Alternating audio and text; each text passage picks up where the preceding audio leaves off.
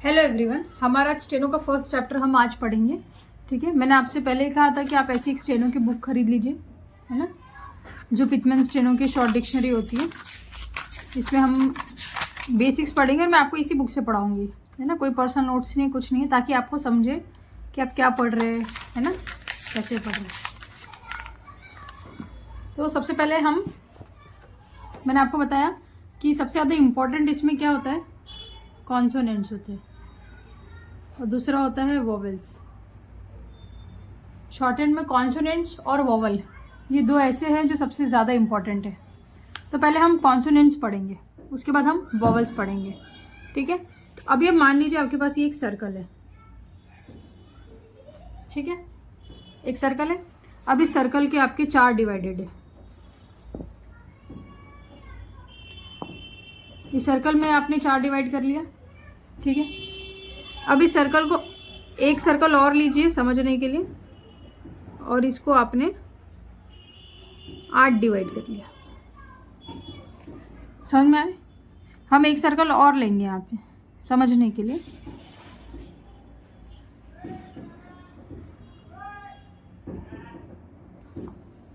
ठीक, अब समझिए।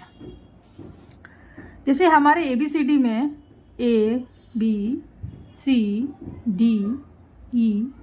होता है, ठीक उसी प्रकार से इसमें भी कॉन्सोनेंट्स होते हैं। ये अल्फ़ाबेट्स है, इसी प्रकार से स्टेनो में कॉन्सोनेंट्स होते हैं। ये सर्कल इसलिए बनाया है ताकि आप ये समझ पाओ कि कॉन्सोनेंट्स की कैसे बनाना है कॉन्सोनेंट्स को आपको, और उसको किस पोजीशन पे देना है। पोजीशन हम बाद में सीखेंगे, पहले अभी हम बनाना सीखेंगे। सबसे पहले उसको आप कैसे लिखेंगे ये हम सीखेंगे। देखिए, आप एक सर्कल आपने ये बनाया है ना, देखिए ये एक सर्कल आपने बना लिया। सर्कल बनाने के बाद जब आप सर्कल में ऐसे डिवाइड करते हो, ये लाइन भी कुछ कहती है, ये लाइन भी कुछ कहती है, ये लाइन कुछ कहती है, इन सब का मतलब कुछ ना कुछ होता है। ठीक है, ये आपको समझना पड़ेगा। अब जैसे मान लीजिए कॉन्सोनेंट्स P है, तो इसी में कहीं तो भी P है, वो P ये है। जब भी हम, पहले आप बेसिक समझो, डाउनवर्ड अपवर्ड, कॉन्सोनेंट 2 पोजीशन में लिखे जाते हैं, एक डाउनवर्ड एक अपवर्ड। ठीक है, जब डाउनवर्ड होता है तो वो नीचे की तरफ होता है, अपवर्ड होता है तो वो ऊपर की तरफ होता है। हॉरिजॉन्टल कॉन्सोनेंट अगर है तो वो कैसा होगा, इस लाइन पे होगा। ठीक है, समझ में आया आपको? ये आपको बेसिक समझना है। अब यहाँ पे आपसे बोला गया है कि P अगर आपको बताना है P कैसे लिखेंगे, तो P हम इसी में से लिखेंगे। P हमारा ये हो गया जो कि डाउनवर्ड है, ये आपका P हो गया। और हम B को भी ठीक इसी प्रकार लिखते हैं। तो ये तो आप कंफ्यूज हो जाओगे कि P और B तो एक जैसा है। तो आपको ध्यान में रखना है कि ये जो P लिखा है ये आपने लाइट लिखा है, और ये जो B लिखा है ये आपने डार्क लिखा है।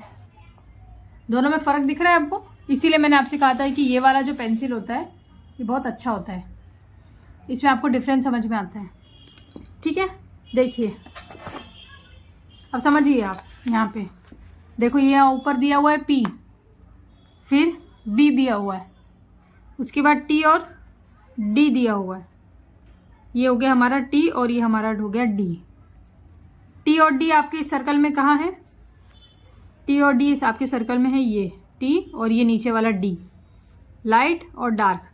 तो ये T और ये D, T D T D T D T D। Pencil से इसको आप लिखेंगे, मैं आपको सिर्फ पेन से सिखा रही हूँ, पर आपको प्रैक्टिस पेंसिल से करना है। तो ये हो गया आपका T और ये आपका डार्क हो गया D। समझ में आया? कुछ कॉन्सोनेंट्स लाइट है, कुछ डार्क है, some are upward, some are downward, some are upward, some are horizontal. ठीक है, ये बेसिक आपको याद रखना है। उसके बाद हमारा नेक्स्ट आता है यहाँ पे, ये देखिए हमने देखा P और B, T और D, उसके बाद चे आ गया, CH चे और J, चे और J भी इसी में, ये चे, ये वाली लाइन चे और J की है। ठीक है, तो ये चे और ये जे, पेंसिल से जे जे, ठीक है।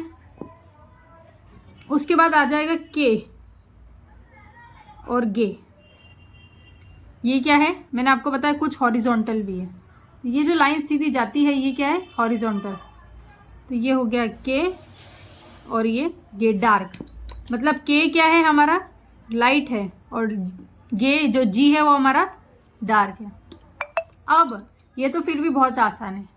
अब मज़ा आता है जब हम पढ़ते हैं एफ और वी, ठीक है। एफ कैसा होता है, ये जो हमने सर्कल ड्रॉ किया था, इसको आप जूम करके समझिए। देखिए ये जो आपने सर्कल ड्रॉ किया है, इसमें आपको ये वाला जो पार्ट है, ये बाहर का पार्ट, इसके ऊपर फोकस करना है। अभी आपने अंदर वाले पार्ट पे फोकस किया था, अब आपको बाहर वाले पार्ट पे फोकस करना है। तो ये क्या है, एफ और वी है ना। तो ये जो आपका पार्ट है ये वाला है ना, ये वाला पार्ट देखो अच्छे से देखो, ये आपका बन जाता है एफ और वी। तो हम एफ ऐसा लिखेंगे लाइट, वी डार्क। एफ देखिए, तो हम एफ लिखेंगे लाइट, वी डार्क। ये हमारे इसी का पार्ट है, इसी का पार्ट है, ये दिख रहा है आपको, एफ और वी। उसके बाद हम अगर इथ, उसके बाद हमारे ये हो गए एफ और वी का कॉन्सोनेंट, ठीक है। उसके बाद कॉन्सोनेंट आता है इथ, ITH इथ और जी का, इथ और थी। इथ और थी कैसे लिखते हैं, ये इथ है और ये थी है। अब इस सर्कल में इथ और थी कहाँ है, ये है। ये जो पार्ट है आपको दिख रहा है, ये वाला पार्ट, ये इथ है और ये इसवी को डार्क करोगे तो थी हो जाएगा। ये इथ थी, इथ थी, इथ थी, ठीक है। देखिए पी और बी पढ़ा आपने, उसके बाद टी और डी पढ़ा, उसके बाद चे और जे पढ़ा, फिर के और गे पढ़ा, फिर हाफ सर्कल एफ और वी, फिर आपने इथ और थी पढ़ा। इथ और थी को जब आप उल्टा कर देंगे तो एस और जेड हो जाएगा। जब आप इसी को उल्टा कर देंगे तो ये एस और जेड हो जाएगा। ये लाइट और ये डार्क, ठीक है। उसके बाद आपने जब ये एफ और वी लिखा था, इसी को ठीक आप उल्टा कर देंगे तो ये हो जाएगा एस एच इश और ये हो जाएगा जेड एच जी। इसको पढ़ते हैं इश और इसको पढ़ते हैं जी, ठीक है। इश और जी, इश इसका उल्टा हो जाएगा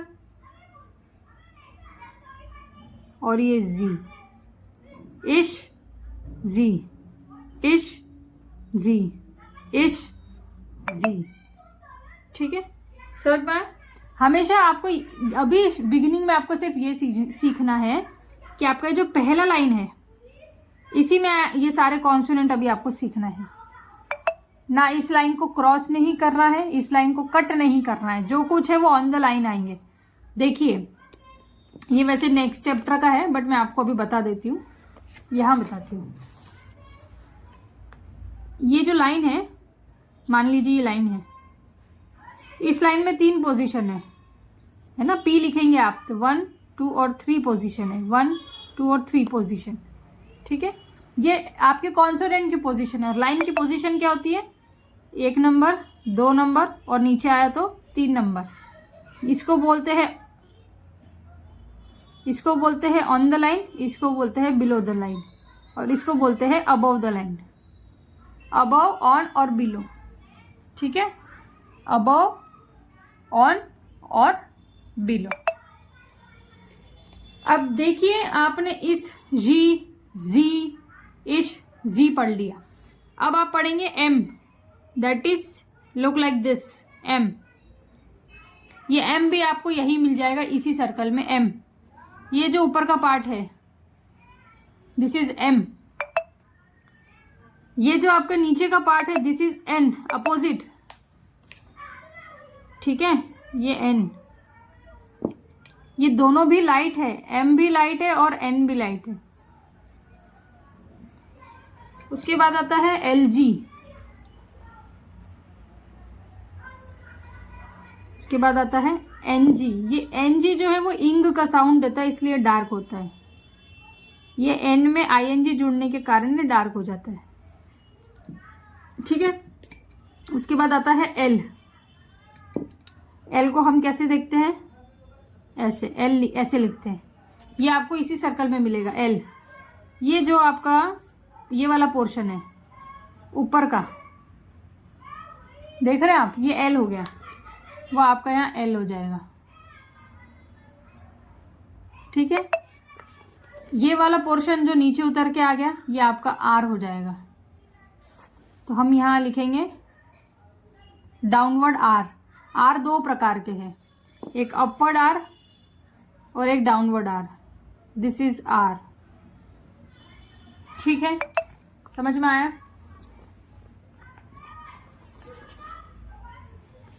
अब हम पढ़ेंगे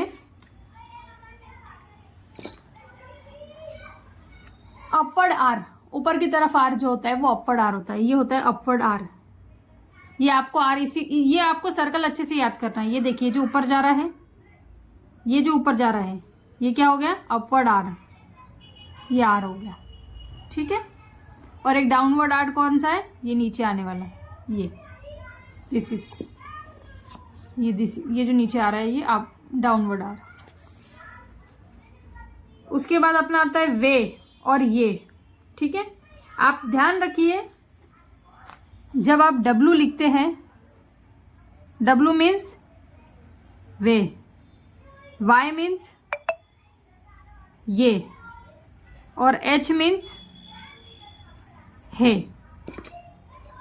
तो जब आप वे लिखते हो तो आप ऐसा लिखते हो, ठीक है। ये वे भी आपको यही मिल जाएगा। ये जो अपवर्ड ये है, इस अपवर्ड में हाल्व लगाना है। ये जो आपको इसको क्या बोलते हैं, हाल्विंग प्रिंसिपल। ये हाल्व हुक लगेगा यहाँ पे वे में, और ये इसका उल्टा हो जाएगा तो ये हो गया नीचे से अपवर्ड, अपवर्ड। इसको आपने हाल लगा दिया, ये देखिए ये आपका ये। उसके बाद आपने हे लिखा, ये आपको लाइट लिखना है, ये भी आपको लाइट लिखना है, ये भी आपको लाइट लिखना है। हे दो प्रकार से लिखेंगे, ठीक है। एक तो ऐसे लिखेंगे या फिर हुक बना के ऊपर, ये अपवर्ड है, और ये ऊपर से नीचे डाउनवर्ड, ये है, ये है ऐसे, और नीचे से ऊपर है।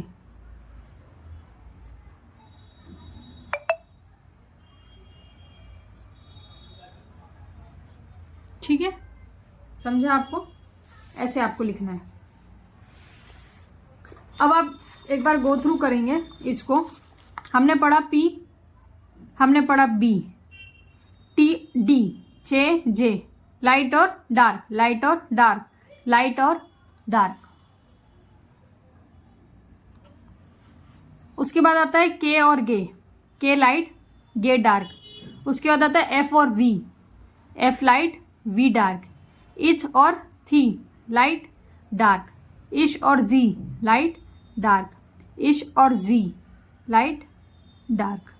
M light, N light.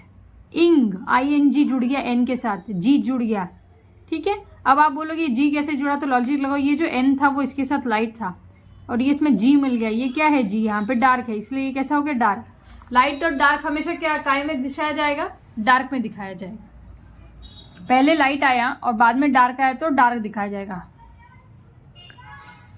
ठीक है। उसके बाद ये L upward, R downward, R upward, way upward, hay upward, दोनों में हुक लगेगा। उसके बाद आता है हे में डाउनवर्ड, हे अपवर्ड। देखिए आप यहाँ एक आपको चार्ट भी दिया है, PBTD का पूरा यहाँ पे चार्ट दिया है आपको, ठीक है। अब ये जो कॉन्सोनेंट्स होते हैं हमारे PBTD KG F V इथ थी एश जेड इश जिड, इन सब को हम क्या बोलते हैं? कॉन्सोनेंट्स बोलते हैं, सभी को कॉन्सोनेंट्स बोलते हैं। बट हमारे ये जो M N और NG वाले कॉन्सोनेंट्स होते हैं इसको हम क्या बोलते हैं? नसल्स बोलते हैं, नसल कॉन्सोनेंट्स बोलते हैं, क्योंकि ये M न का साउंड आता है, N न का साउंड आता है, NG न का साउंड आता है, ठीक है। और H को हम एस्पिरेट्स बोलते हैं। हम एस्पिरेट्स का हमको एक चैप्टर भी है, हम उसमें पढ़ेंगे। हमें इसको H को क्या बोलते हैं? एस्पिरेट बोलते हैं। ये आप 2 चीज़ों का चैप्टर है, आप ध्यान में रखिएगा, ठीक है। आपको इसकी प्रैक्टिस कम से कम, हर एक शब्द की प्रैक्टिस 1 पन्ना तो आपको मिनिमम करना है, और मैक्सिमम आपको 10 पन्ने तो करने ही है। मतलब आप प्रैक्टिस कैसे करेंगे? आपकी बुक पे आप यहाँ P लिखें, P पूरा आपको ऐसे प्रैक्टिस करते जाना है।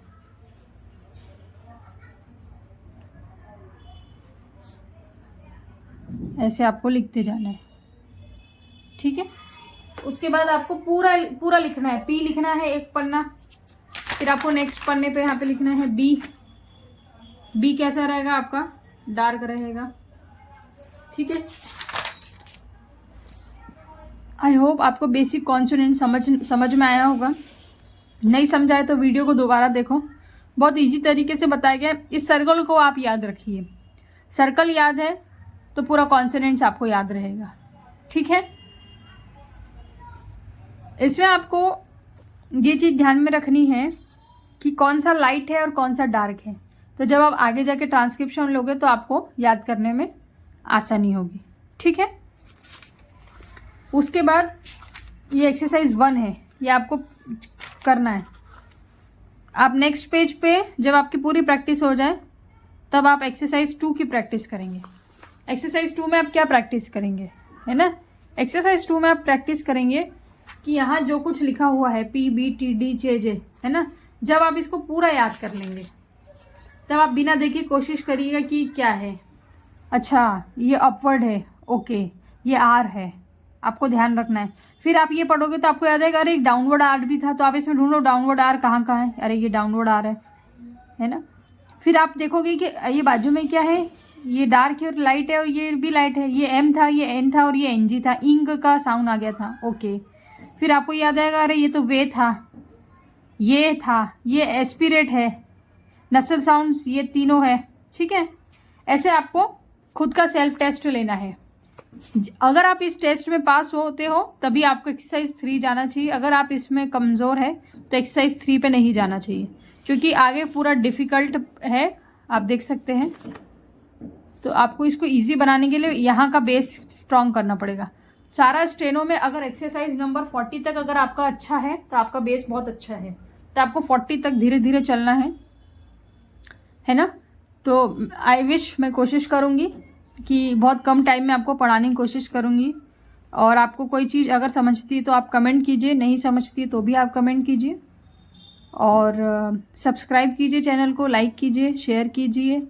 और आपको डिक्टेशंस अगर चाहिए तो प्लीज़ कमेंट बॉक्स में बताइए कि आपको इतनी स्पीड का डिक्टेशन चाहिए, इंग्लिश, हिंदी, मराठी में, तो वो अपलोड कर दिए जाएंगे साथ में, इस बैचेस के साथ में अपलोड कर दिए जाएंगे, ठीक है। Thank you.